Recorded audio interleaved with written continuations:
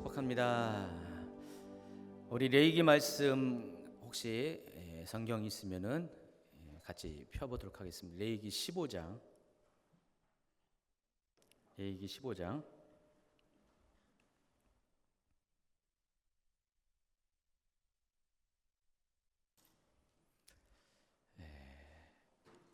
처음부터 끝까지 다 읽으면은 여러분 너무 힘들겠죠? 그래서 안 힘들어요? 다 읽을까요? 33절인데 갑자기 흑 그러는데요. 한번 읽도록 하겠습니다. 그럼 레위기 읽다 보면은 우리가 약간 좀 이렇게 지루한 느낌 들어요. 왜냐면은 반복되는 게 워낙 많아서. 그래서 지금은 먼저 지루해주면 안 되죠. 그래서 뒷부분만 읽도록 하겠습니다. 뒷부분 결론에 해당하는 15장 33절 세 절만 같이 읽도록 하겠습니다. 레위기 15장의 결론입니다. 함께 있습니다. 너희는 이와 같이 이스라엘 자손이 그들의 부정에서 떠나게 하여 그들 가운데 있는 내 성막을 그들이 더럽히고 그들이 부정한 중에서 죽지 않도록 할지니라. 이 규례는 유질병이 있는 자와 설정함으로 부정하게 된 자와 불결기에 앓는 여인과 유칠병이 있는 남녀와 그리고 불결한 여인과 동침한 자에 대한 것이니라. 오늘 이 주제를 하면서 할까 말까 약간 고민했어요. 왜냐면은 약간 그 적나라한 얘기를 좀 해야 돼요. 약간 성스러운 얘기를 해야 돼서. 그래서 미성년자는 좀 이렇게 듣기가 약간 좀 그런 내용이 있습니다. 그래서 이걸 해야 되나 말아야 되나 한 5분 동안 고민했습니다. 근데 성경 말씀은 다 하나님께서 우리에게 주신 하나님 말씀이기 때문에 또 이유가 있고 필요가 있기 때문에 다뤄야 되는 생각을 가지고 준비를 했습니다. 다뤘더니 굉장히 중요한 말씀이었더라고요. 겉보기엔 달리 중요한 말씀이었기 때문에 또 오늘 자신 있게 여러분에게 또 이 말씀을 기쁨으로 전합니다. 자, 오늘 레위기 21강이고요. 여기 레위기가 아니라 연대기 성경 21번째 그런 강의입니다. 지금 우리가 모세오경 연대기를 하고 있어요. 우리가 앞에 쭉 나와 있는 것들은 모세오경 이전에 성경에 대한 기초적인 것들을 쭉 다뤘죠. 특별히 그 중에 대부분들은 성경의 지리에 관한 것들을, 그러니까 성경 지리로 이해하게 해가지고 한번 4번 5번의 강의, 또 절기로 이해하기 등등 해가지고 기초적인 것들을 다뤘고, 지금이 이제 14강이니까 모세오경 연대기 14강이니까 8번째 강의부터는 모세오경에 대해서 본격적으로 이제 성경 연대기에 대해서 시작을 했습니다. 지금 현재는 출애굽의 과정 가운데 있어요. 여러분 우리가 어디 있는지 아셔야 되죠. 지금 우리 하고 있는 이 시간은 출애굽의 과정 가운데 어디에 있습니까? 제목이 있잖아요. 시내산에 있습니다. 우리는 지금 시내산에서 일어나고 있는 일, 거기서 벌어지고 있는 일을 지금 다루고 있는 것이에요. 여러분 지금 시내산에 있습니다. 시내산에 이스라엘 백성이 얼마 기간 동안 있었다고 했습니까? 바로 생각이 안 나시죠?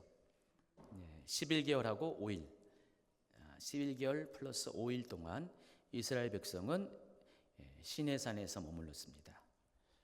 원래 하나님께서 이렇게 허락한 그 훈련의 기간은 2년이라고 그랬어요.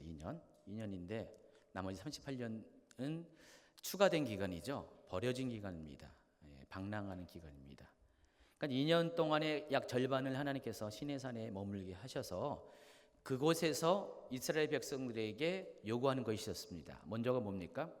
하나님 백성으로서의 정체성을 확립시키는 일. 그래서 하나님이 언약을 맺습니다. 레위기 19장 6절부터 출애굽기 19장 6절부터 나오죠. 하나님은 이스라엘 백성이 하나님이고 또 이스라엘 백성은 하나님의 백성으로서 하나님이 명하신 것들, 하나님이 말씀하신 율법을 지켜 행하는 그런 의무를 짓게 됐습니다. 그래서 이 하나님과의 이 언약을 말로만 하지 않고 계약서를 만드셨다고 그랬죠. 지워지지 않는 돌판에, 그게 뭐라고 했습니까? 십계명. 십계명을 통해서 하나님은 하나님의 백성으로서의 이스라엘 백성이 지켜야 될 것들을 십계명의 돌판에다 적어 주셨습니다. 그 계약서가 십계명이라면은 이제 하나님이 백성으로서 살아갈 구체적인 어떤 지침이 뭡니까? 바로 모세오경 전체 내용이죠. 그래서 이 모세오경에는 613가지의 율법 조항들이 나와 있습니다. 지난 주간에 우리 데이브 목사님이 이제 말씀을 했는데 약간의 이제 설명을 추가로 하면은 그러니까 하나님께서 이스라엘 백성들에게 성경을 주셨죠. 성경을 주셨는데 그 성경을 가지고, 실은 그게 모세오경입니다. 토라라고 하죠. 그 성경을 가지고 이스라엘 백성들이 자기들의 전통을 만들었다고 했죠. 장로들의 유전이라고 그랬죠. 그래서 데이브 목사님은 탈무드라고 설명을 했죠. 네, 맞습니다. 탈무드가 맞는데 탈무드는 최종적인 그런 전통의 결과가 탈무드고, 그 중간에 다른 또 것들이 있었습니다. 뭐 미시나 미드라시라는 또 두 가지 그 과정 가운데 있는 것이 있습니다. 그래서 정확하게 말하면 탈무드라기보다도 앞에 있는 미시나나 미드라시가 장로들의 유전이죠.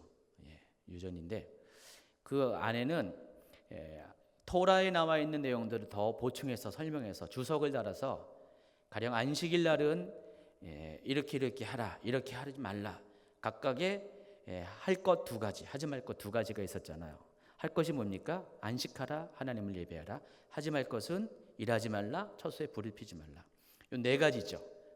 네 가지를 이 장로들의 유전에 의하면은 수천 가지, 수만 가지의 그런 어떤 그런 조례들을 만들었습니다. 그래서 그걸 지키라는 것이죠. 예수님이 거부한 것은 토라를 거부한 게 아니라 장로들의 유전을 거부한 겁니다. 그러니까 하나님이 말씀하지 않음에도 불구하고 사람이 덧붙이고 구속하게 한 그런 것들을 예수님은 거부한 겁니다. 거기는 인간 안에서 인간들이 만든 인간적인 방식들이 많이 있기 때문에, 하나님의 뜻을 왜곡시킨 것이 많이 있기 때문에 예수님은 그것을 거부한 겁니다. 하나님 말씀인 토라를 거부한 게 아닙니다. 그래서 이 천지가 없어지기 전에는 율법의 1.1획이라도 땅에 떨어지지 않는다. 그 말씀은 바로 토라를 두고 하는 말씀이죠. 모세오경은 하나님은 그 말씀을 그대로 구약이나 신앙이나 그대로 우리 삶 가운데 유효하게 하십니다. 그러나 장로들의 전통은 하나님의 뜻에 맞지 않은 경우가 많이 있습니다. 또 그것을 강요하는 것은 하나님 뜻과는 관계가 없습니다. 그래서 지금 그 율법 조항 613가지의 토라를 하나님이 백성들에게 주셔서 그것을 순종하기를 원하셨습니다. 우리가 말씀에 순종하는 것은 바로 그것을 순종하는 것입니다. 근데 우리가 율법이라 하면 굉장히 딱딱하게 여기죠. 굉장히 거창스럽게 우리를 올가매는 것으로 여기는데, 물론 우리가 겉으로 보면 율법이 그렇게 보이지만은 율법의 속사정은 그렇지가 않습니다. 율법을 주신 이유가 있습니다. 뭐 때문에 주셨다고 그랬습니까? 율법은 하나님의 사랑이 표현된 거예요. 하나님께서 우리를 보호하시기 위한 것입니다. 우리가 죄를 짓지 않도록 예방하기 위한 것. 설사 죄를 지을지언정 지었다 할지라도 필요 이상의 우리가 형벌을 받지 않도록 우리에게 어떤 그런 형벌의 한계를 정해놓은 것이 율법이라는 것입니다. 또 율법을 통해서 율법에서 이렇게 하면은 이런 형벌을 받는다는 그것을 통해서 사람들이 경고를 받고 죄를 짓지 않게 되죠. 많은 분들이 눈에는 눈은 이에는 이 이런 것을 많이 오해해요. 목숨은 목숨으로 이런 것들을 많이 오해합니다. 하나님은 눈을 다치게 하면은 눈을 다치게 하는 아주 복수의 하나님이야. 아닙니다. 눈을 다치게 하면 내 눈도 상하게 되니까 어떻게 해요? 조심하라는 것이죠. 브레이크를 거는 경고의 음성입니다. 또 눈을 다치게 하면은 눈 이상은 다치지 않게 복수하지 말아야 된다. 한계를 정해놓은 겁니다. 그래서 이 율법에는 하나님의 사랑과 공의가 깊이 담겨져 있는 것입니다.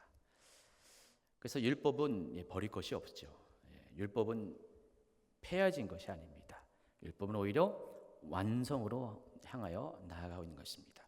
우리가 율법에 묶여 있는 것이 문제지 율법 자체가 문제는 아니라는 것이죠.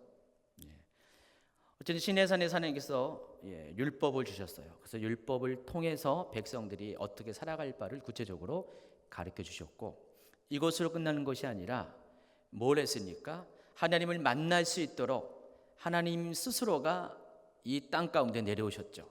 그리고 하나님이 머무시는 성막을 우리에게 허락하셨습니다. 성막은 하나님과 우리가 만날 수 있는 만남의 장소입니다. 우리가 저기 경부선에 보면은, 서울에서 좀 가다 보면은 만남의 장소가 있잖아요. 요즘은 거기 가면 잘 못 만나겠더라고요. 복잡해서.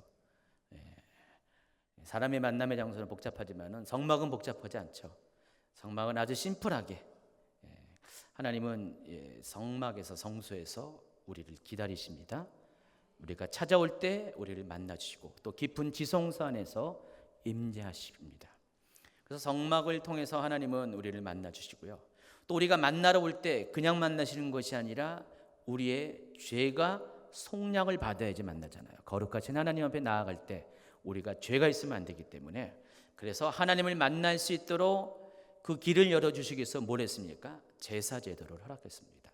그러니까 제사제도를 통해서 우리가 우리 안에 있는 죄의 문제를 해결하고 하나님과 화목하게 된 사람이 하나님을 만날 수 있도록 제사제도를 허락했습니다.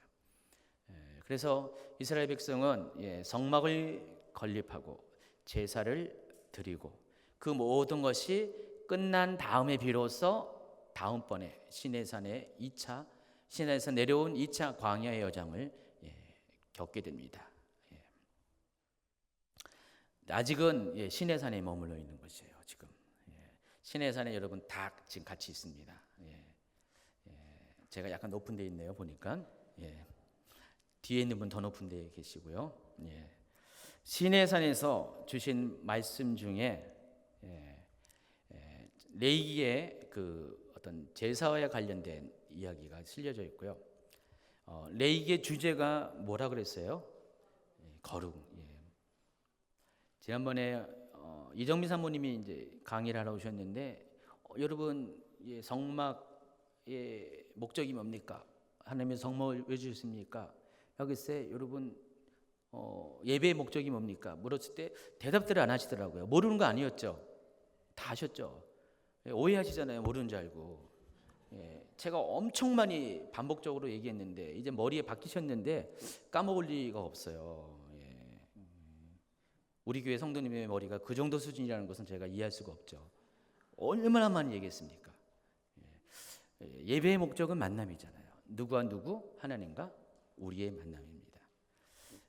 그래서 하나님은 예배를 통해서 여러분을 이렇게 만나기 원하십니다. 만나기 원하시고, 근데 만나려면 반드시 우리 안에 있는 죄의 문제가 해결돼야 되죠.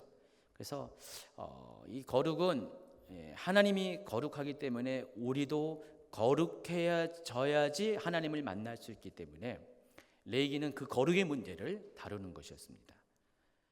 그래서 레위기의 주제는 또다시 두 가지의 소주제를 나누는데, 첫 번째는 어떻게 거룩해질 수 있는가? 사람이 어떻게 거룩해질 수 있는가? 답은 뭡니까? 레위기의 답은 제사를 통해서, 희생 제사를 통해서, 희생 제사에 드려지는 희생 제물의 머리에 이 제사를 드리는 제주라고 그러죠. 다른 말로 예배자입니다. 이 예배자가 머리에 안수함으로써 내 안에 있는 죄를 희생 제물에게 다 속량시켜서 그게 그 제물이 죽음으로 인해서 내 죄도 죽는 거죠. 이게 제사 제도의 어떤 시스템입니다. 그래서 이 죄의 문제를 해결하기 위해서 이 제사를 드리기 때문에, 레위기는 그 문제를 다루기 때문에 첫 번째 1장부터 7장까지는 이 제사 제도에 대해서 집중적으로 다뤄놨어요. 그런데 두 번째 문제가 있습니다. 한번 깨끗한 물 받았는데 문제는 또다시 더러워진다는 것. 흰 옷을 새 옷을 입었는데 시간이 지나면 또 금방 더러워지잖아요. 그래서 두 번째 거룩과 관련된 두 번째 중요한 주제는 어떻게 그 거룩을 유지하는가. 레위기는 두 가지만 이해하면 됩니다. 거룩, 레위기 주제는 거룩인데 어떻게 거룩해지는가, 어떻게 거룩을 유지할 수 있는가. 그래서 그 유지할 수 있는 첫 번째 방법이 절기제도, 뒤에서 다룰 겁니다. 이 절기제도를 통해서 우리가 거룩을 유지하는데, 절기라는 것은 히브리어로 모아딤이라고 합니다. 딤, 모아딤이라고 하는데, 이 모아딤이라는 단어는 모에드에서 왔습니다. 제가 요즘 이제 히브리어를 본격적으로 공부하려고 책을 샀어요. 제가 히브리어를 잘하는 게 아니라 옛날에 그냥 조금 신학교 때 그냥 한 클래스 정도 들었어요. 그래서 많이 약해. 요즘은 히브리어를 아주 잘 몰라도 워낙 보조 자료가 많아가지고 목사님들도 뭐 이렇게 히브리어를 많이 알지 않아요. 근데 점점 가면 갈수록 제가 성경을 연구하다 보니까 제가 자발적으로 이 히브리어를 많이 알아야 된다, 연구해야 된다는 필요가 생겨가지고 본격적으로 연구를 하려고 그래요. 시간이 없지만은 해보려고 합니다. 근데 몇 가지 기본적인 상식은 있죠. 히브리어에서 이 미음이 붙잖아요. 끝에 미음이 붙으면 다 복수예요. 복수입니다. 그래서 여러분 그 천사 중에서 수랍 천사가 있죠. 그러면 그 수랍 천사들 할 때 스라핌 이렇게 하고요. 그룹하면 그룹힘 이런 식으로 그 미음이 붙으면 다 복수입니다. 여기도 모아딤도 복수입니다. 그래서 원래 모에드에서 왔는데 모에드는 뭐냐면은 정한 때라는 뜻입니다. 정한 때. 여러분 강의한 보면은 appointed time이죠. 딱 지정한 그 시간. 그게 모에드예요. 또 장소란 뜻이에요. 또 모임이란 뜻이에요. 그래서 이 모아딤은 창세기도 나오는데 절기를 의미합니다. 절기. 우리가 지금 이제 다다음 주면은 추석이죠. 절기죠. 영어로는 피스트라고 하는데 그 절기에 해당하는 것이 이제 모아딤입니다. 모아딤이라는 것은 어떤 의미냐면은 이스라엘 백성들은 이렇게 생각하고 있어요. 하나님께서 절기에 맞춰서 우리의 예배를 받기 위해서 기다리고 계신다. 정한 때, appointed time에 하나님께서 기다리고 계신다는 그런 믿음이 있어요. 그러니까 6월절이 되면 하나님께서 이스라엘 백성이 성전에 와서 하나님을 예배하러 올 거 아니에요. 이스라엘의 3대 절기에 보면은 3대 절기가 뭐죠? 6월절, 맥추절, 그다음에 장막절. 이 3대 절기에는 이스라엘의 모든 남자들은 성전에 가서 하나님을 예배해야 돼요. 어디에 있든 간에. 그래서 이 절기에 맞춰서 하나님은 성전에서 이스라엘 백성이 자신에게로 오는 것을 기다리고 계신다. 그래서 우리가 절기에 맞춰서 성전에 가면은 하나님을 만날 수 있다. 그런 믿음이 있다는 것입니다. 모아딤은 그런 의미예요. 그러니까 우리가 절기만 잘 지켜도 우리를 기다리시는 하나님을 만날 수가 있어요. 실제로 이스라엘 백성들은요, 경건한 이스라엘 백성들은 절기를 안 놓치죠.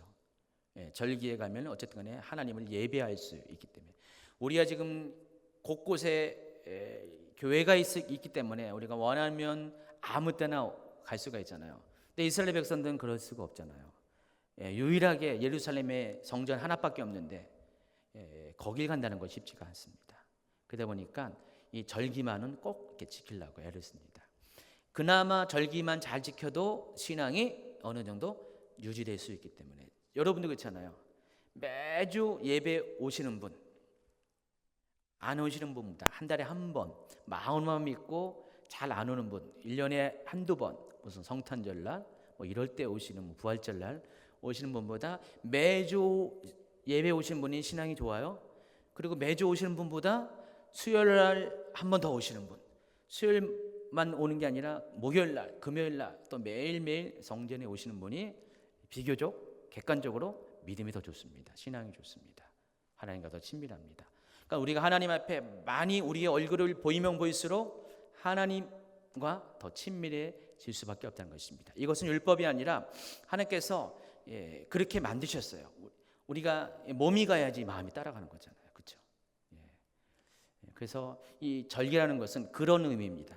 하나님이 우리를 더 친밀하게 만나기 위해서 우리를 위해서 허락하신 것이지 뭐 이것을 반드시 지켜라 안 지키면 내가 어떻게 그게 아닙니다. 우리를 얽매이는 것이 아니라 우리를 위해서 주신 것이 절기 제도입니다. 그래서 이런 방식을 통해서 이스라엘 백성은 절기를 통해서 하나님을 더 깊이 만나고 또 그가 받은 거룩을 유지할 수가 있습니다. 왜 그러냐면 절기 제도는 반드시 절기 때는 뭐예요? 하나님께 예배를 드리기 때문에, 제사를 드리기 때문에. 두 번째가 우리의 죄를 계속해서 씻는 작업을 계속해서 씻게 하는 방법이 있는데 그게 바로 정결법이라고 얘기했어요. 그래서 레위기 11장부터 오늘까지 15장까지는 개인의 정결법에 대해서 이렇게 나와 있습니다.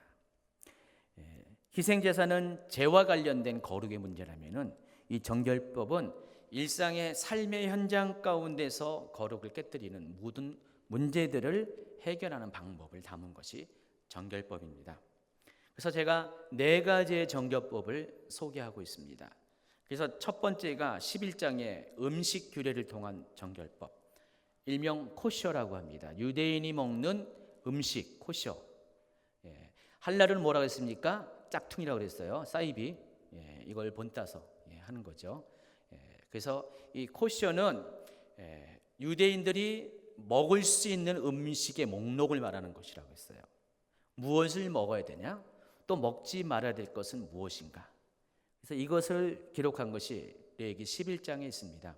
이 레위기 11장의 내용을 가지고 오늘날까지 유대인들은 코셔를 지키고 있어요.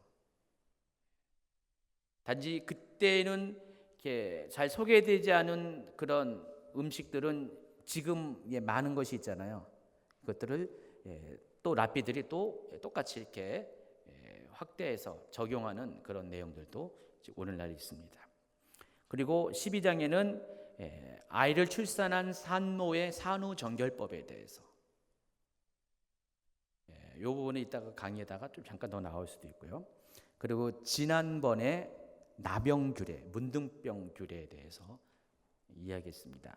레위기 13장과 14장에 걸쳐서 좀 길게 나와 있어요. 굉장히 지루했죠, 여러분. 엄청 지루했을 겁니다. 그리고 거기에 있는 그 자료 사진도 굉장히 그랬잖아요. 적나라한 피부 질환을 다 보여줬잖아요. 아주 징그럽잖아요. 그래서 그런지 유튜브 보니까 좋아요는 한 명도 없고 싫어요만 있어요.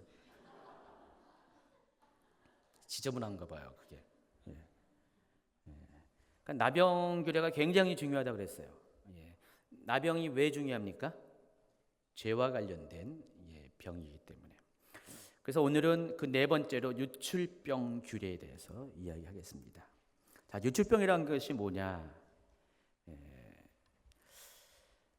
유출병을 가리켜서 조부라는 단어를 쓰는데 그 전에 이 유출병을 알기 위해서는 이 나병과 좀 비교가 필요합니다.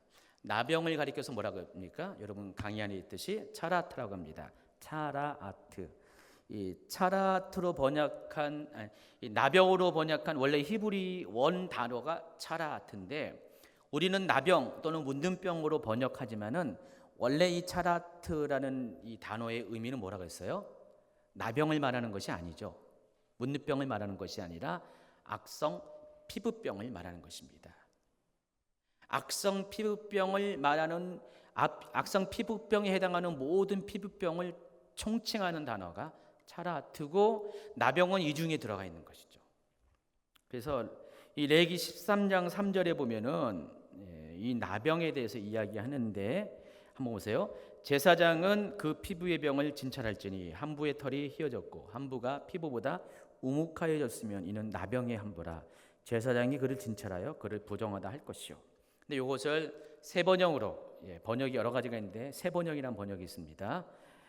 제가 이 레위기 부분을 다룰 때는 세 번역을 많이 사용할 거예요. 세 번역이 좀 현대적인 어떤 의미로 많이 번역했기 때문에 세 번역을 한번 같이 읽어볼까요? 시작. 그러면 제사장은 그의 살갗에 감염된 병을 살펴보아야 한다. 감염된 그 자리에서 난 털이 하얗게 되고 그 감염된 자리가 살갗보다 우묵하게 들어갔으면 그것은 악성 피부병에 감염된 것이니 제사장은 다 살펴본 뒤에 그 환자에게 부정하다고 선언하여야 한다. 좀 여러분 더 이해가 쉽죠? 그래서 제대로 번역했어요. 세 번역이. 이 차라트를 나병으로 번역한 것이 아니라 나병을 포함한 악성 피부병, 악성 피부병으로 번역했습니다. 유출병도 마찬가지예요. 유출병은 현대 의학에서 말하는 유출병과 레위기 15장에서 말하는 유출병이 일치되지가 않습니다. 그러니까 차라트 중에 나병이 있는 것처럼 이 유출병은 조부라고 하는데 이 조부 중에 또 우리가 일반적으로 아는 유출병이 있다는 것이죠. 이것도 포괄적인 단어라는 것입니다. 그러니까 조부란다라는 것은 흐르다라는 뜻이에요. 무언가 흘러내리는 것을 조부라는 단어를 쓰는데 유출하다는 뜻이죠. 흘러내리다. 그래서 피부에서 몸에서 뭔가 흘러내리면 다 유출병이라고 하는 거예요. 그것이 뒤에 보면 피가 될 수 있고 또 남자의 어떤 몸에서 나는 것도 있을 것이고 다 포괄적으로 총칭하는 단어가 조부. 근데 이것을 번역을 유출병이라고 했어요. 그래서 유출병은 성경에서는 레위기 15장에서는 두 가지 종류로 이야기합니다. 첫 번째가 생리적인 유출이 있고요. 두 번째가 병리적인 유출. 다시 한번요. 한번 말해볼까요? 생리적인 유출, 병리적인 유출. 생리적인 건 뭐고 병리적인 건 뭡니까? 생리적인 것은 생리적인 것이에요. 그냥 자연적으로 몸에서 이렇게 자연스럽게 생기는 어떤 유출. 병리적인 건 뭐예요? 병 때문에 여기가 리자가 이유를 말하는 것이죠. 병이 원인이 돼서 흘러나오는 조부가 있고요. 생리적으로 자연스럽게 원래 그런 조부가 있다는 것입니다. 그럼 생리적인 유출은 과연 뭘까? 레위기 15장 16절. 이렇게 하면은 여러분이 잘 몰라요, 그렇죠? 근데 세 번역은 아주 리얼하게 번역을 했기 때문에 정확하게 한번 읽어볼까요? 시작.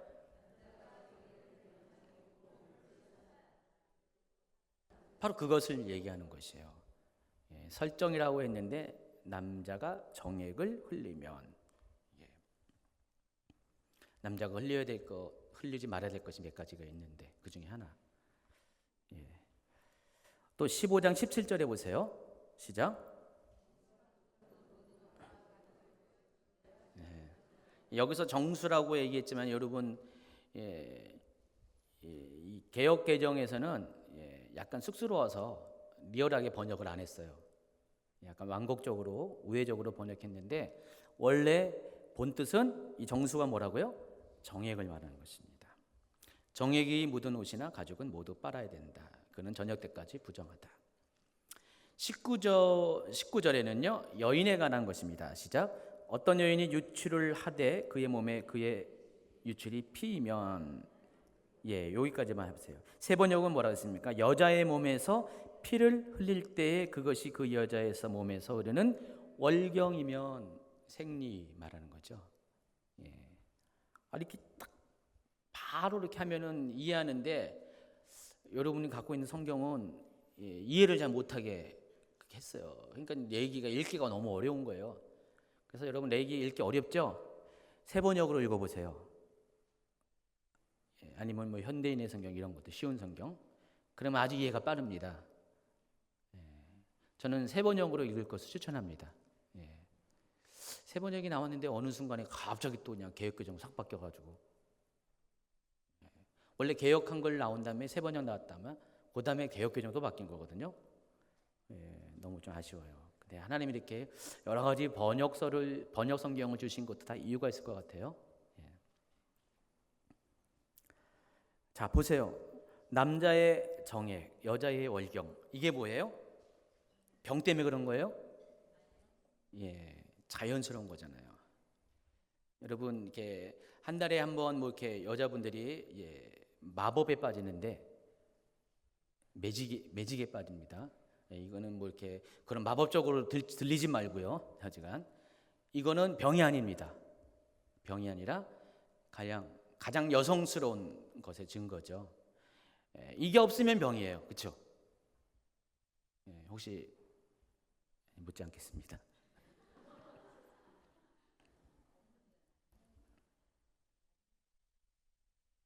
뭐가 없어요? 예. 자, 생리적인 현상입니다. 이건 생리적인 현상인데 병리적인 유출이 또 있어요. 이 레위기 15장 안에는 두 가지가 나눠지는 거예요. 가장 문제가 없는 생리적인 유출이 있고 또 병리적인 유출이 있습니다. 병이 원인이 돼서 15장 2절 시작. 이스라엘 자손에게 말하여 이르라. 누구든지 그의 몸에 유출병이 있으면 그 유출병으로 말미암아 부정한 자라. 자, 이렇게 하면 이게 이해가 좀 안 돼요. 다 유출병 해가지고 뭐가 뭔지가 잘 구분이 안 가. 근데 세 번역으로 보니까 아주 정확하게 나왔습니다. 너희는 이스라엘 자손에게 말하여라. 그들에게 이렇게 일러라. 어떤 남자가 성기에서 고름을 흘리면 이 고름 때문에 부정하다. 바로 이해가 되죠? 여자분들은 이해가 안 가고요. 또 15장 3절에도요. 다음은 고름을 흘리는 남자와 관련해서 부정하게 되는 경우들을 밝힌 규례이다. 해서 이 4절부터는 성기에서 고름을 흘리는 남자들에 대해 이해가 쭉 나와요. 뒤에 이제 읽어드릴 거예요. 그럼 전부 다 고름이 반복됩니다. 레위기 15장 25절에서는 한번 개역개정을 읽겠습니다. 만일 여인의 피에 유출이 그의 불결기가 아닌데도 여러 날이 간다든지 그 유출이 그의 불결기를 지나도 계속되면, 세 번역을 읽어볼까요? 어떤 여자가 자기 몸이 월경기간이 아닌데도 여러 날 동안 줄곧 피를 흘리거나 월경기간이 끝났는데도 줄곧 피를 흘리면 문제가 있는 거죠. 그렇죠?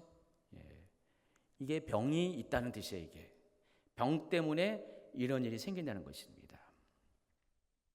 자, 그래서 남자는 고름이 나온다고 해서 성기에서요. 그것도 유출이잖아요. 왜 고름이 나와요? 병 때문에. 병이 아니고서 고름 나올 일이 없잖아요. 여자도 그냥 생리 기간 말고도 생리가 계속하는 거예요. 병이 있는 거예요. 여러분 생리가 끝날 때쯤 됐는데 계속 나온다. 어떻게 돼요? 계속 있어야 돼요? 병원에 가야죠, 여자분들. 그렇죠? 병이 있어요. 병 때문에 그렇다는 것입니다. 제가 이런 얘기를 하니까 약간 고민을 했다니까요. 이런 얘기를 좀 해야 되나 말아야 되나 약간 쑥스러운데 그래도 중요한 얘기라서 해야 돼서.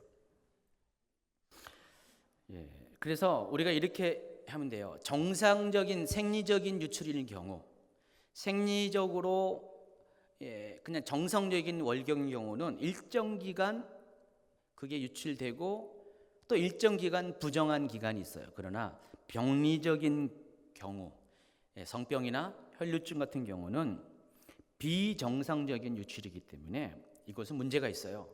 그래서 반드시 이러한 경우 정결법 규례가 적용이 돼야 된다는 것입니다. 그래서 정결 의식까지 치러야지 모든 부정함에서 자유할 수가 있다는 것입니다. 뒤에 보면 알겠지만 그 정결 의식의 마지막이 뭐냐면은 제사입니다. 그러니까 제사를 통해서 이 사람은 이제 부정하지 않는다는 것이 공포가 된 이후에야지 그때부터 부정하지가 않은 것입니다. 자, 유출병이라는 단어가 어떤 히브리어 단어를 썼냐? 조브라는 단어 썼다고 했죠. 아까 흐르다, 무엇인가 계속해서 흘러내리는 것을 말합니다. 그래서 레위기 15장에서 이 조브는 남성에게 있어서는 신체의 비정상적인 출혈, 아까 뭐랬어요? 성병에 의해서 고름이 나오는 것. 또 여성에게는 혈류증과 같은 혈류증을 통해서 치명적인 질환을 일으키는 증세에 광범위하게 사용되는 단어입니다.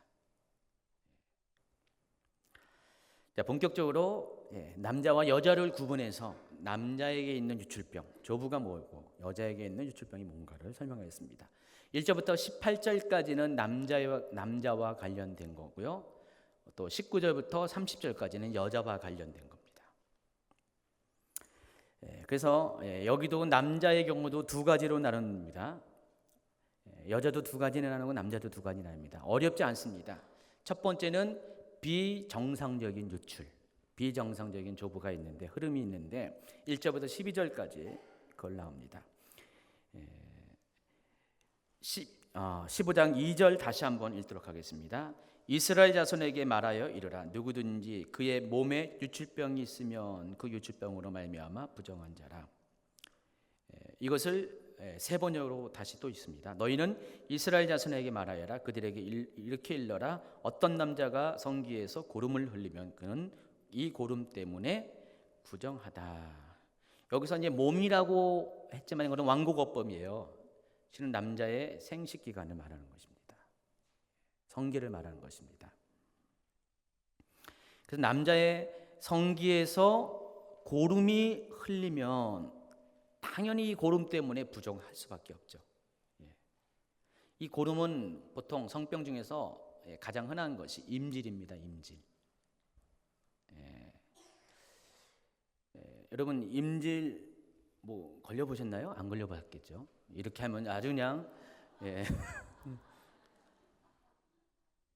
제가 그래서 오늘 리얼한 얘기를 한다고 했잖아요.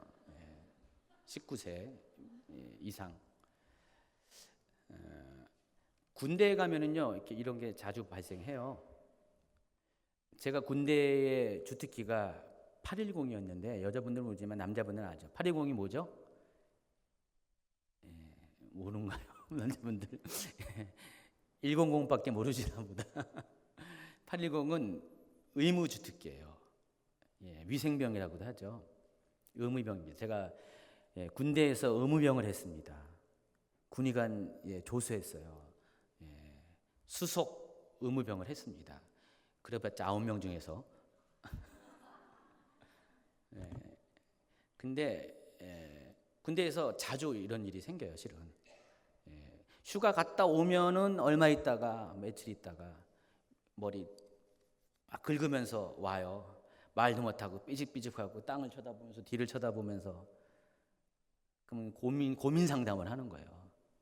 보면은 이제 그런 거예요.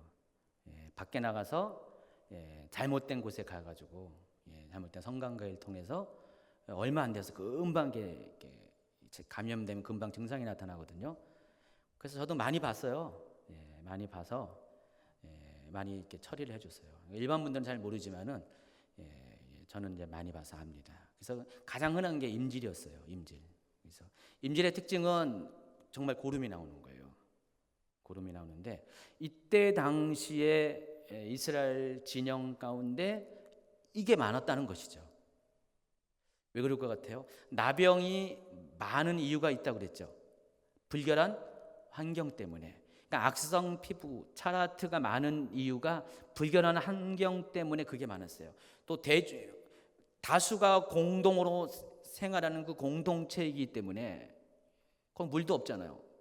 닦지도 못하고 굉장히 그런 게 때문에 차라트가 많은 것처럼 똑같은 원리에서 이 임질도 많았습니다. 그래서 그 임질 때문에 고생하는 남자가 이스라엘 진영에는 많았다. 그렇게 이해하시기 바랍니다. 여러분 다 이스라엘 백성이 다 거룩해 보였잖아요. 근데 이건 실제적인 그들의 돋보기를 가지고 보면은 이런 모습이 많았다는 것입니다. 그래서 오죽하면은 3절에 보니까 다음은 고름을 흘리는 남자와 관련하여 부정하게 되는 경우들을 밝힌 규례 레귤레이션이다. 사례집을 쫙 펴놓은 거예요. 이런 일이 있으면은 이것은 조부다. 다시 말해서 짧게 말하면 임질이다. 그런 얘기를 쫙 하고 있는 거예요. 그래서 4절부터 쭉 3절 후반부부터 쭉 이렇게 나옵니다. 한번 볼까요? 세 번역으로 4절부터 12절까지 한번 적나라하게 읽어볼까요? 시작. 고름을 흘리는 남자가 눕는 자리는 모두 부정하다. 그가 앉는 자리에도 모두 부정하다. 그의 잠자리에 닿는 사람은 모두 그것을 빨고 물로 목욕을 하여야 한다. 그래도 그는 저녁 때까지 부정하다. 고름을 흘리는 남자가 앉았던 자리에 앉은 사람들도 그것을 빨아야 하고 물로 목욕을 하여야 한다. 그래도 그는 저녁 때까지 부정하다. 고름을 흘리는 남자의 몸에 닿는 사람들도 모두 그것을 빨고 물로 목욕하여야 한다. 그래도 그는 저녁 때까지 부정하다. 고름을 흘리는 남자가 뱉은 침이 깨끗한 사람에게 튀면 침 묻은 그 사람은 옷을 빨고 물로 목욕을 하여야 한다. 그래도 그는 저녁 때까지 부정하다. 고름을 흘린 남자가 타고 다니는 안장도 모두 부정하다. 그리고 그 고름을 흘린 남자가 깔았던 그 어떤 것에 닿은 사람은 누구든지 저녁 때까지 부정하다. 그런 물건을 옮긴 사람도 그 옷을 빨고 물로 목욕하여야 한다. 그래도 그는 저녁 때까지 부정하다. 고름을 흘리는 남자가 그 손을 씻지 않고 어느 누구를 만졌다면 그에게 닿는 사람은 그 옷을 빨고 물로 목욕하여야 한다. 그래도 그는 저녁 때까지 부정하다. 고름을 흘리는 남자가 만진 오지 그릇은 깨트려 버려야 한다. 그가 만진 것이 나무 그릇일 때는 모두 물로 씻어야 한다. 이제 좀 들어오죠. 명확하죠. 고름 하니까 유출병 설정 이렇게 하면 잘 안 들어오는데 여기 보면은 알겠지만은 남자가 이 고름을 흘린 것은 성병을 의미한 거고 구체적으로는 이제 임지를 의미합니다. 그래서 그 남자 자체도 부정하고 그리고 그 남자가 접촉한 물건도 부정하고 그 남자를 접촉한 사람도 부정합니다.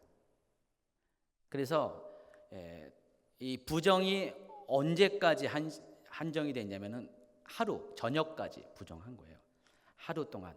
자, 그럼 여러분 이 임질과 어떤 직접 남녀간의 성관계가 아닌 그냥 바깥에서 접하는 임질 걸린 사람을 접할 때는 보면은 일반적으로 생각하는 것보다 굉장히 낮은 강도의 전염성이 있다는 것을 알 수가 있어요. 그래서 하루 정도만 조심하면 괜찮다는 뜻이죠. 그래서 처치 방법을 보니까 뭐예요? 옷을 세탁하고 몸을 씻고 만약에 그 사람이 질그릇을 접촉했으면 깨트려 버리고 그리고 목기들은 물로 씻어버리는 정도. 이 정도로 위생 처리가 가능했다는 것입니다. 나병과 차라하트와는 좀 달라요. 저분은 차라하트는 굉장히 심각한 거고 나중에 보면 알겠지만은 이 사람들은 차라하트는 진 밖으로 쫓아내잖아요. 사람들이 사는 공동체 밖으로 혼자 살게 하는데 조부에 걸린 사람은 그러지 않고 같은 진 안에서 같은 장막 안에서 살게 합니다. 그러나 개인 위생만 철저하게 준수하게 하는 그 정도 선으로 할 수 있습니다. 드디어 성병이 났습니다. 임질이 났습니다. 유출이 그치게 됩니다. 세 번역에 보니까 13절 고름을 흘리는 남자가 나와 정하게 되려면 이래 동안 기다렸다가 옷을 빨고 흐르는 물에 목욕을 하여야 한다. 그런 다음에 정하게 된다 그랬습니다. 그러니까 이미 이 사람은 나았어요. 나았는데 나은 것을 확인하는 기간이 뭐라고요? 일주일. 지난번에 차라트도 마찬가지죠. 다 나았습니다. 나았으면 어떻게 돼요? 일주일 동안을 지켜봤다가 그리고 또 오심스러우니까 또 일주일 지켜봤다. 괜찮아지면 그때 가서 깨끗하다고 정하다고 제사장이 선언을 하고 제사를 통해서 완전히 공식적으로 나병에서부터 차라트에서 낫다고 선언하는 것처럼 여기도 그런 과정을 겪는데 일주일 기다렸다가 증세를 잘 보고 있다가 더 이상 무슨 다시 아픈 게 없으면은 그 다음에 그냥 제사장과는 상관없이 그냥 혼자 옷을 빨고 흐르는 물에 목욕을 하면은 정하게 된다. 그리고 나서 제 8일째 되는 날 산비둘기 둘이나 집비둘기 새끼 둘을 취해서 회막문 여호와 앞에서 가서 제사장에게 주고 제사장은 하나는 속죄제로 하나는 번제로 드리게 됩니다. 그러면 그 사람이 이 제사 의식을 통해서 나는 조부에서 이제는 깨끗해졌다라는 것을 사람들에게 공포를 하게 되는 것입니다. 나 성병 나았습니다라는 그런 확인을 받는 것이 8번째 되는 날 산비둘기 둘 또는 집비둘기 새끼 둘을 호군입니다. 둘 중에 하나를 택해서 하나는 번제, 하나는 속죄제로 드려서 이것을 확인하는 작업을 합니다. 차라트 같은 경우는 굉장히 복잡해요. 무려 4가지 제사를 드린다고 그랬잖아요. 4가지 제사를 또 굉장히 제물도 굉장히 비싼 것들 드려서 아주 복잡한데 이 조부인 경우는 아주 심플하게 그 차라트 경우는 가장 가난한 사람이 택하는 제물을 택해서 이렇게 한다는 것입니다. 그래서 이 같은 조부를 알았다가 성병을 알았다가 정결 의식을 갖는 사람들은 이 차라트 악성 피부병에 의해서 격리됐다가 다시 회복된 사람이 갖는 정결 의식과 비슷한 절차를 갖게 됩니다. 여러분, 차라트를 해서 악성 피부병에서 나은 사람이 왜 제사 의식을 치러야 되는지를 제가 설명했어요. 그 이유 중에 가장 큰 것이 뭐라고 했어요? 그 사람에게 부담을 주는 것이 아니라 한마디로 그 사람에게 찍혀있는 이 주온 글씨를 지우는 작업이에요. 너는 나병 환자지 하면서 그 사람도 어떻게 됩니까?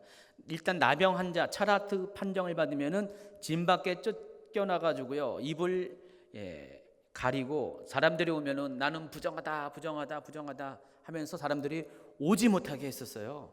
왜냐면 이 사람이 나병 환자인지 모르고 왔을 때 만약에 병이 옮게 되면은 안 되니까 그것으로 인해서 죄를 묻기 때문에 오지 못하도록 자기의 근처에 가까우지 못하도록 막 쫓아내는 그런 행위와 또 입을 가리는 행위, 전염되지 못하게 하는 행위를 했습니다. 그래서 철저히 공동체와 분리된 그런 삶을 살았어요. 이스라엘 사람들이 가장 싫어하는 게 뭐라 그랬어요? 유대 공동체에서 끊어지는 거잖아요. 끊어진 건 아니지만 끊어지는 것 준하게 그런 공동체와 어울리지 못하는 삶을 살았어요. 그래서 육체의 고통도 고통이지만은 그런 버림받은 아픔, 영적인 어떤 상실감이 있는데 그 모든 것들을 한 번에 회복시켜 주는 게 뭐예요? 제사를 통해서 이제는 제사를 통과한 사람에게는 더 이상 그를 정죄할 수가 없습니다. 나병 환자라고 손가락을 칠 수 없고 공식적으로 그를 정상적인 형제로 받아들이게 하는 것이 제사제도예요. 그래서 하나님은 그것 때문에 제사제도를 허락했죠. 조부도 마찬가지입니다. 조부도 그와 같은 의미에서 성병 걸린 사람을 받아주는 통가 의식이 여기 제사 의식입니다. 그러나 조부의 경우는 차라트보다는 병의 강도가 더 약하기 때문에 그 제사 의식이 좀 달랐다는 것입니다. 한번 읽어볼까요? 차라트는 진 밖으로 격리될 정도로 위험성이 큰 병이었습니다. 현대적 기준에 따르면 차라트는 1급 전염병, 조부는 2급 전염병. 제가 한 말입니다. 제가 이제 주석을 달아놓은 거예요. 그러니까 굳이 비교하자면은 차라트 문둥병이라고 번역했는데 실제로는 악성 피부병, 문둥병을 포함한 모든 악성 피부병을 말하는 것인데 이거는 1급 전염병이라고 한다면은 이 조부 유출병은 2급 전염병 정도 해당합니다. 또 차라트는 악성 피부병은 사람들이 알아요. 겉으로 딱 보면은 저 사람 피부병 걸렸구나 압니다. 차라트 걸렸구나 압니다. 그러나 조부는 사람들이 몰라요. 오직 본인만이 알아요. 본인만이 자기가 말하지 않고서는 아무도 몰라요. 그렇죠? 그런 차이가 있다는 것을 알 수가 있습니다. 그래서 이 제사를 통해서 속죄하는 강도도 다를 수밖에 없다는 것입니다. 차라트 같은 경우는 그 진단과 관리를 누가 합니까? 제사장이 합니다. 그러나 이 조부 같은 경우는 제사장이 진단하지 않습니다. 제사장이 의사 노릇하지 않는다는 것입니다. 그리고 진 밖으로도 격리되지 않고 다만 정결케 하는 의식에만 제사장이 참여하는 것이에요. 이해하시겠죠? 지금까지 한 거. 계속해서 남자의 유치병, 조부에 관한 규례입니다. 지금까지 한 것은 뭐예요? 비정상적인 유출. 다시 말해서 생리적이 아닌 병으로 인한 유출병. 그게 이제 인질이라고 했잖아요. 성병이라고 했잖아요. 그런 경우는 어떻게 할 것인가를 다룬 것이 지금까지 한 거고, 16절부터 18절까지는 정상적인 생리적인 유출에 관한 것을 이야기합니다. 근데 이것도 성경에서는 부정한 것으로 이야기합니다. 물론 병 때문에 생긴 것보다는 덜 부정하죠. 그러나 이것도 역시 부정한 것으로 이야기합니다. 그래서 유출병의 종류 가운데 여기 나와 있어요.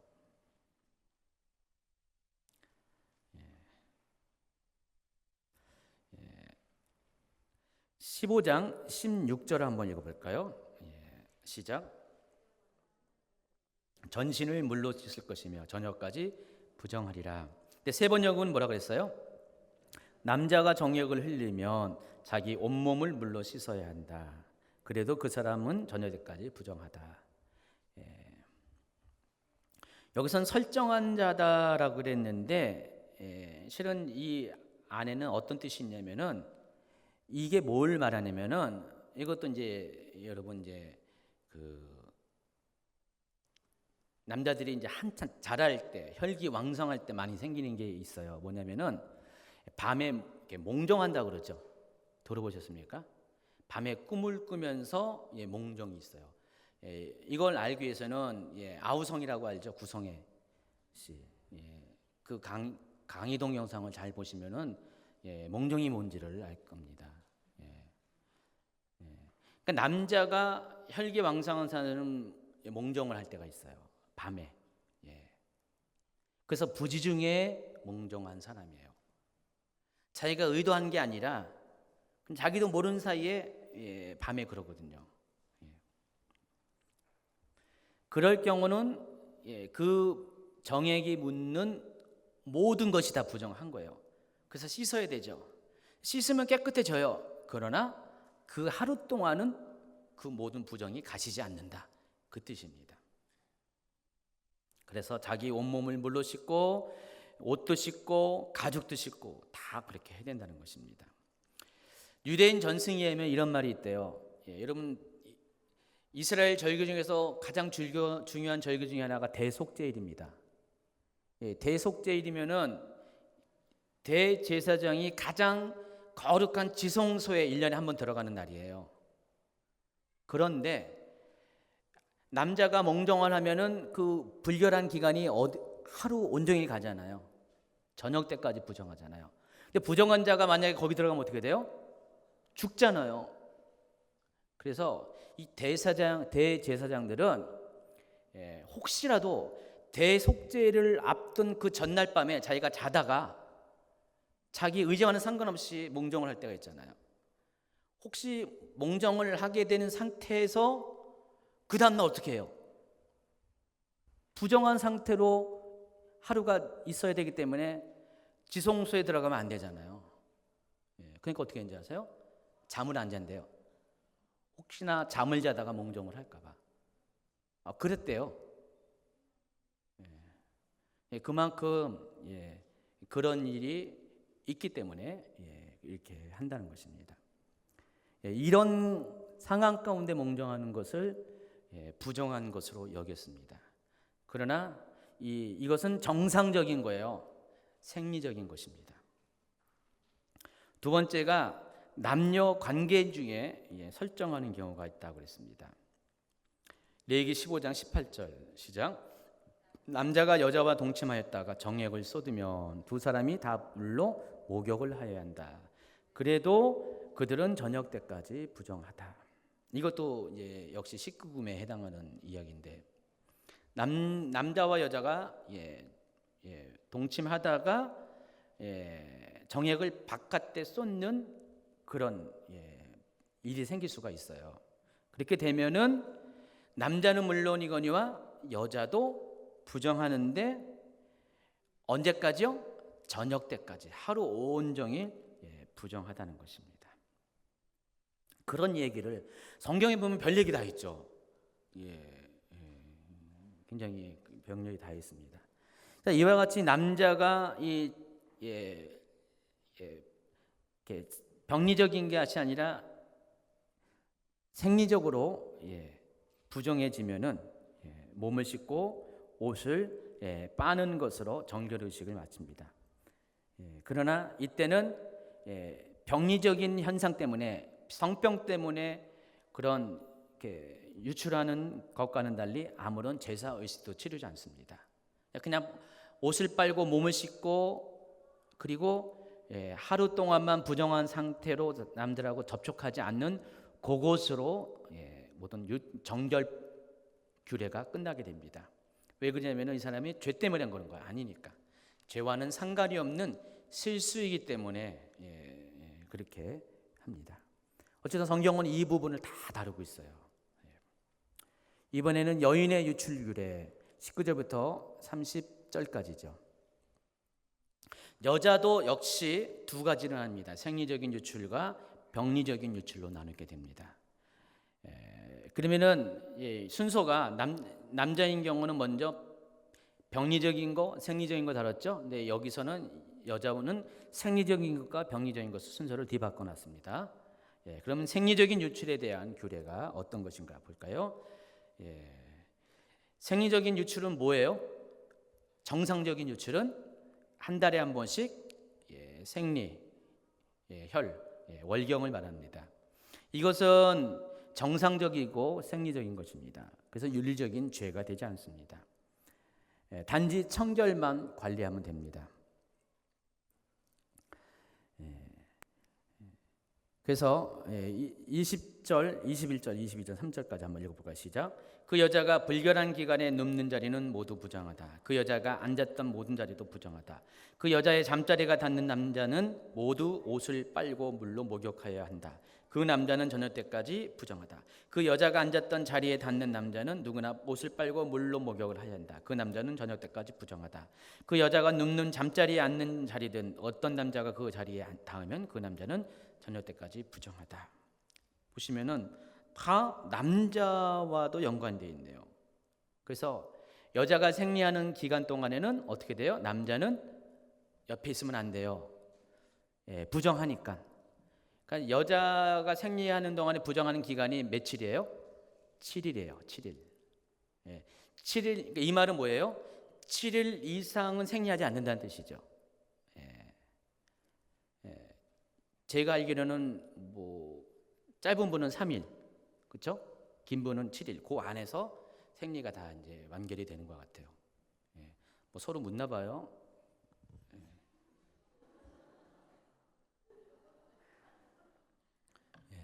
그럼 7일 넘어가면 뭐예요? 병이에요, 병. 병원에 가셔야 된다는 거예요. 성경에서 그렇게 말하고 있네요. 그래서 7일 동안은 그 남자는 여자 옆에 가면 안 된다는 뜻이에요. 부정해지니까.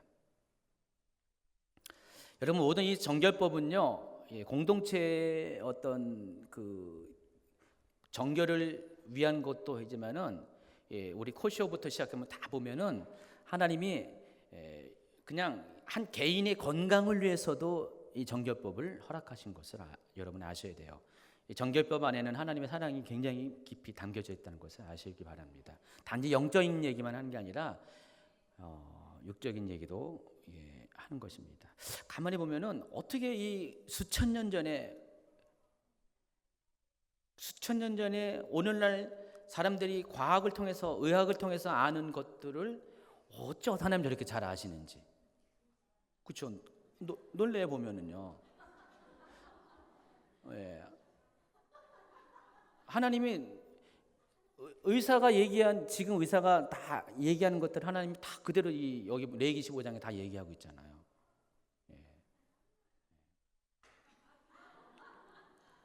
뭐가 웃기는 얘기예요, 이게? 놀라운 얘기죠. 그래서 월경을 하는 여인은 남자 유추병과 같이로 7일 동안 부정합니다. 보세요. 레위기 15장 19절. 여자가 몸에서 피를 흘릴 때 그것이 그 여자의 몸에서 흐르는 월경이면 그 여자는 이레 동안 불결하다. 또 13절에는 남자의 경우죠. 고름을 흘리는 남자가 나와 정하게 되면 이래 동안 기다렸다가 웃음을 다 7일을 다 두고 있습니다. 7일을. 또 보면은 24절에 보면은 어떤 남자가 그 여자와 동침하면, 그러니까 월경하는 여자와 동침하면 그 여자의 불결한 상태가 그 남자에 옮아서 이래 동안 부정하고 그 남자가 눕는 잠자리도 모두 부정하다. 왜 그러냐면은 여인과 동침하는 것은 한 몸이 되는 것을 의미하기 때문에 그렇습니다.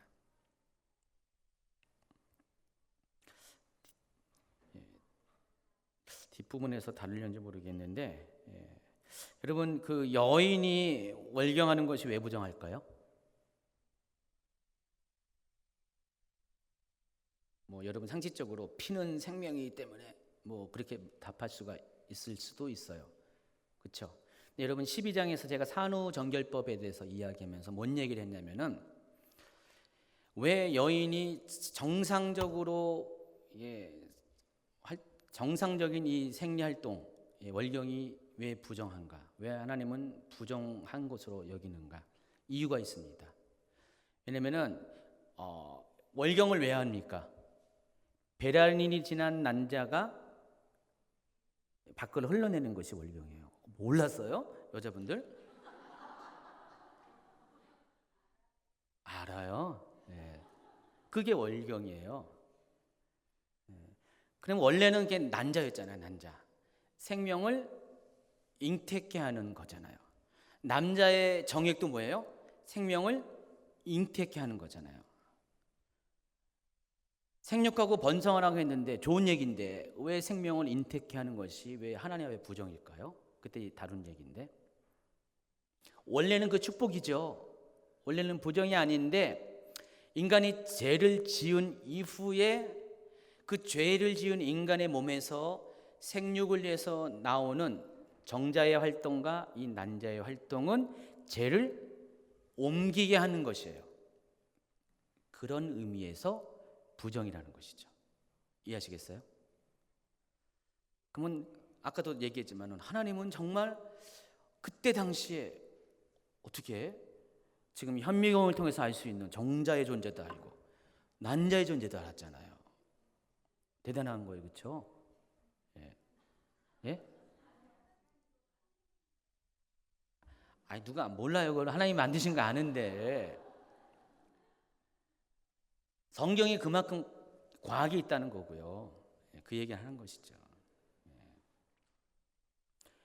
그러니까 남녀의 유출병과 관련된 여러 가지 유출 현상이 있잖아요. 흐르는 게 뭐 남자의 정액과 여인의 뭐 생리혈만 있습니까? 아니잖아요. 여러 가지 다른 유출 있잖아요. 뭐 침도 유출이잖아요. 따지고 보면 다.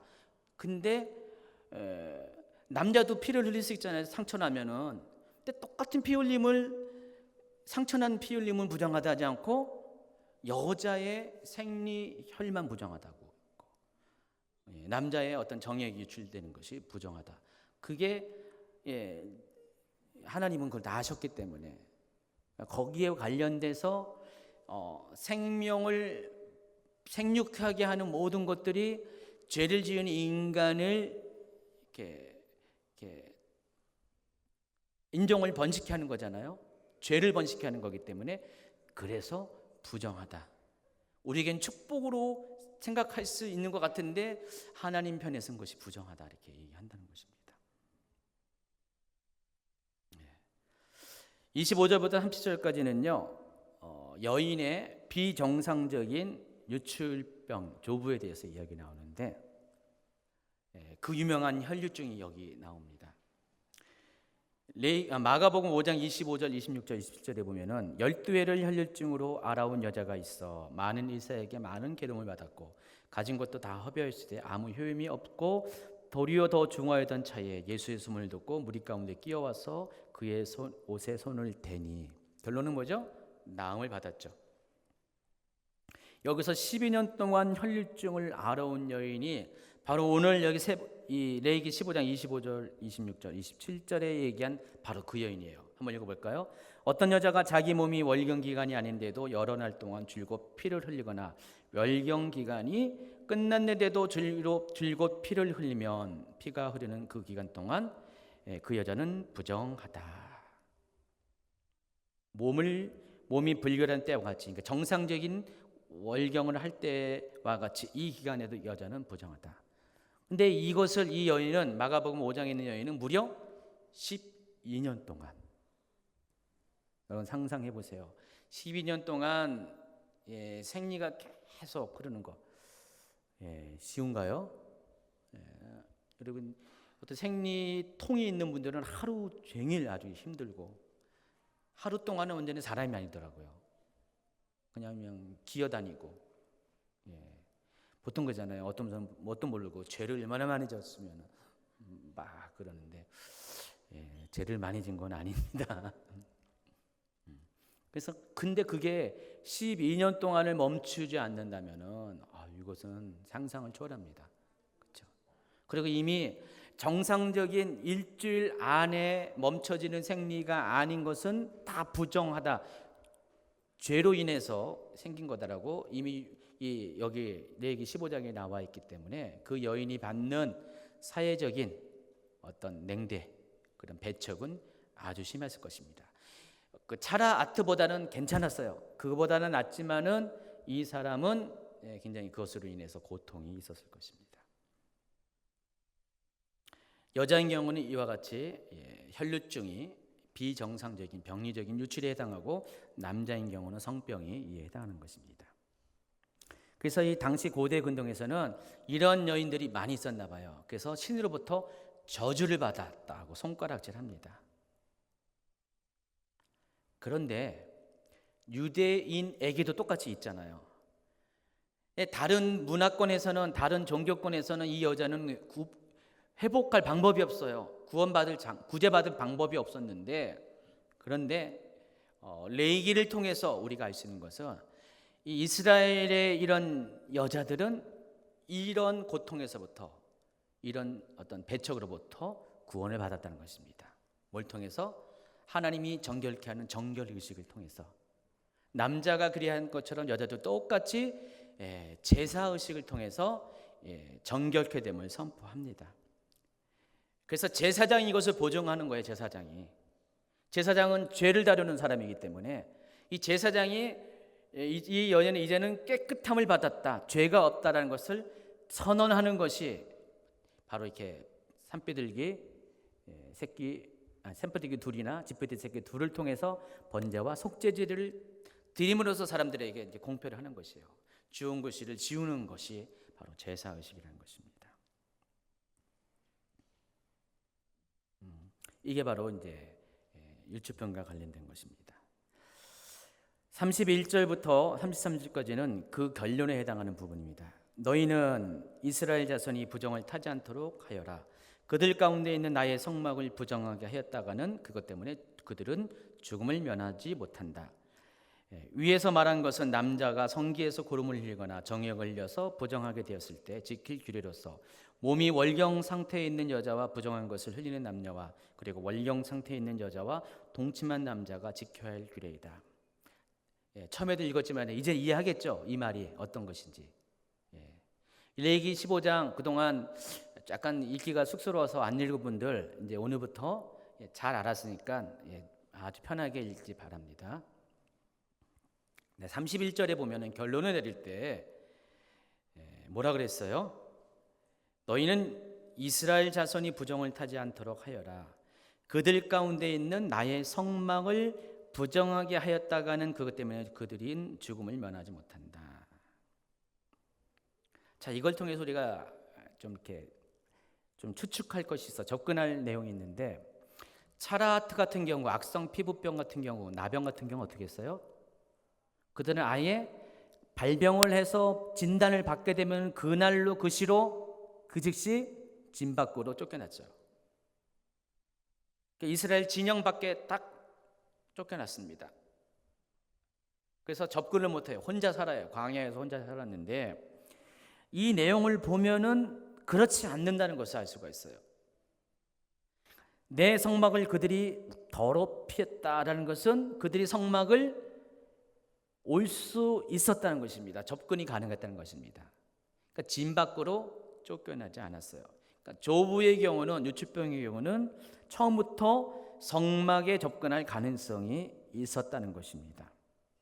그런데 만약에 그 사람이 성막에 접근을 하게 되면은 그 사람으로 인해서 성막이 더럽혀짐을 당하는 것이에요. 그럼 어떻게 됐습니까? 자신에 대한 행동에 대한 책임을 져야 되죠. 어떻게 해요? 죽습니다. 죽어요. 차라트는 아예 처음부터 죄가 중한 죄는 하나님이 진밖에 경했는데, 이렇게 경한 이 조부인 경우는 진 안에 살도록 하지만은 그것에 대한 책임은 자기가 져야 되는 거예요. 자기가 자신이. 그래서 거룩한 곳에 접근하지 말아야 된다는 것입니다. 그래서 우리가 알아야 될 것이, 이 차라트는 공동체가 함께 책임을 지는 질병이라는 것을 알아야 되고요. 이 조부 같은 경우는 개인에게 책임이 주어진 것이라는 것을 그렇게 구분을 하시면 됩니다. 민수기에 보면은 시내산에서 1차 인구조사가 끝난 다음에 하나님께서 문둥병자, 유출병자, 기타 시체로 인해 부정케 된 자들을 모두 진 밖으로 내보내시는 장면을 볼 수가 있습니다. 민수기에 보면 쭉 나와 있어요. 근데 일반적으로는 하나님께서 조부 환자는, 유출병 환자는 진 밖으로 쫓아내지 않았어요. 여기는 민수기 5장에 나온 것은 특별한 경우에 해당합니다. 그리고 또 한 가지, 이 성경은 유출병 규례를 통해서 우리에게 알려준 것은, 이 전염성이 강한 유출병이 만연하면 이스라엘 공동체에 피해를 줄 수가 있어요. 그렇지만은 하나님은 그 환자에 대해서도 주목하시는 하나님인 것을 여러분이 아시기 바랍니다. 다른 종교에서는 만약에 이런 악성 피부병, 차라트나 이런 유출병, 성병이나 어떤 혈류증 같은 것이 있으면 신의 저주가 임한 것이라고 하면서 완전히 단절시키지만은, 하나님은 정결케 하는 여러 가지 의식, 깨끗해 하는 위생 처리 방법을 통해서 그들을 치료하시고 깨끗게 한 다음에는 제사 의식을 통해서 그들을 다시 공동체에 합류하게 하신다는 것입니다. 이 정결 의식은 그런 면에서 우리가 율법에 대해서 오해하는 것처럼 마찬가지로 하나님이 이렇게 이런 병에 대해서 하나님이 싫어하시고 멀리하시고 이렇게 차별한다, 그렇게 보는 것이, 그런 관점에 보는 것이 아니라, 하나님은 두 가지를 다 보호하시기 위해서, 공동체를 보호하기 위해서, 그리고 한 개인을 보호하기 위해서 주신 하나님의 사랑의 표현이 바로 이런 정결법이라는 것을 여러분이 아시기 바랍니다. 하나님은 정죄하는 하나님이 아닙니다. 하나님은 치유하는 하나님이세요. 하나님은 판단하는 하나님이 아니라 하나님은 도우시는 하나님이십니다. 그래서 이 모든 규정들은 정죄를 목적으로 하는 것이 아니라 치유를 목적으로 만든 것이라는 것을 여러분이 아시기 바랍니다. 그래서 유출병과 관련된 규례, 오늘 한글 성경은 당사자를 격리하지 않고 당사자에게 책임을 이렇게 주지만은 결국은 그가 돌아올 수 있는 길을 열고 그 길을 이렇게 만들어 주는 것이 바로 유출병 규례라는 것입니다. 자, 지금까지 우리가 코쇼, 또 산후 정결법, 그리고 나병으로부터의 정결법, 그리고 오늘 유출병으로부터의 정결법, 네 가지의 정결법에 대해서 배웠습니다. 이 네 가지 정결법의 공통점은 뭡니까? 우리가 이 정결법을 통해서 우리 공동체 안에 있는, 또 우리 개인 안에 있는 어떤 죄의 문제, 또 어떤 사람들을 이렇게 오염시킬 수 있는 이런 문제들을 하나님 스스로가 우리보다 앞서서 우리가 이것을 이렇게 우리 모두를 보호하고, 또 그런 사람들을 구제하기 위해서 인간을 위해서 만든 하나님의 그런 율법이라는 것을 우리가 알 수가 있습니다. 그래서 이걸 통해서 하나님은 굉장히 아주 오래전에 이 율법을 줬지만은 현대 과학이, 의학이 이제서야 아는 그 모든 것들을 하나님이 이미 오래전에 우리에게 선물을 주셨다는 것을 여러분이 아시기 바랍니다. 그래서 우리가 이것을 특히 지금도 이런 율법적인 조항들을 여러분이 잘 지켜나가면은 여러분 건강을 지킬 수가 있고요. 또 영적인 어떤 정결도 지킬 수가 있음을 아시기 바랍니다. 여러분 코시오 음식만 지금 어떤 분들은 유대인이 아님에도 코시오 음식만 골라서 먹는 분 계세요. 건강을 위해서. 여러분도 그렇게 필요하시면 하세요. 반드시 하라는 것이 아니에요. 유대인은 반드시 하는데 여러분 필요하시면은 그렇게 하세요. 그러면 아무래도 그냥 이것저것 막 먹는 것보다 훨씬 여러분 육체적인 건강이 될 거예요. 다이어트 될 거예요. 그렇죠? 제가 유대인 보니까 뚱뚱한 사람도 많던데